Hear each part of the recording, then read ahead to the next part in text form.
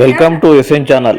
అసెంబ్లీలో చర్చించాకే రైతు భరోసాకు గైడ్లైన్స్. ఎకరానికి 15,000 పెట్టుబడి సాయం, రైతు కూలీలకు ఏటా 12,000.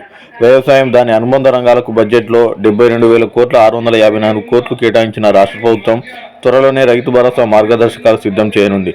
ఇప్పటికే కేబినెట్ సబ్ కమిటీ అన్ని జిల్లాల్లో రైతులతో సమావేశమై అభిప్రాయాలు సేకరించింది. త్వరలోనే వీటిని క్రోడీకరించి అసెంబ్లీ సమావేశాల్లో చర్చకు పెట్టి నిర్దిష్టమైన మార్గదర్శకాలను రూపొందించేలా ఆలోచిస్తుంది. రైతు కూలీలకు 12,000, వరి పంట క్వింటల్కు 500 బోనస్ ఇవ్వనున్నట్టు బడ్జెట్లో స్పష్టం చేసింది. రైతు బంధుకు నిర్దిష్టమైన నిబంధనలు పెట్టుకున్న అమల్లో ఉన్న నిర్లక్ష్యం కారణంగా నిధులు వృధా.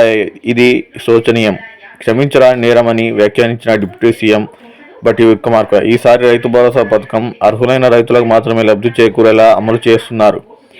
ప్రతి ఏటా ఎకరానికి 15,000 చొప్పున చెల్లిస్తామని విధి విధానాలు రూపొందుతున్నాయన్నారు. ఏదైనా పని జరిగే వరకు అది అసాధ్యంగానే గోచరిస్తుంది అని నెల్సన్ మండేలా మాటలు బడ్జెట్ ప్రసంగంలో ప్రస్తావించిన డిప్యూటీ సీఎం బట్టి విక్రమార్క గడిచిన 10 ఏళ్లలో రైతులకు రుణమాఫీ అమలు చేశామని చెప్పుకున్న రైతు రుణముక్తి చేయలేదని, ఇప్పుడు 2 లక్షల వరకు రుణమాఫీ అమలుతో బాధల నుంచి బయటపడుతున్నారని అన్నారు. మొత్తం 31,000 కోట్ల రుణమాఫీ సంపూర్ణంగా ఒకేసారి అమలు చేయాలని నిర్ణయం తీసుకున్నట్టు బట్టి విక్రమార్క తెలిపారు.